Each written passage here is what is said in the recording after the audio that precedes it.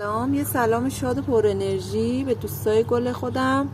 بچه اومدم درباره این بوته گوجه فرنگی با تو صحبت کنم. اینو من پارسال خودم دونه گوجه فرنگی رو کاشتم. دیر کاشتم، خیلی دیر کاشتم، آخرای تابستون بود. بعد کاشتمش 7 تاش موند.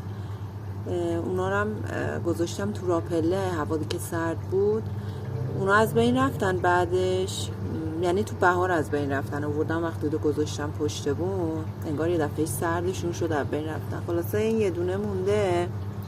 حالا قنچه داده خانوما، نمیدونم بار بده یا نده، ولی همین که هست، همین که اینقدر قوی بوده حال منو خیلی خوب میکنه.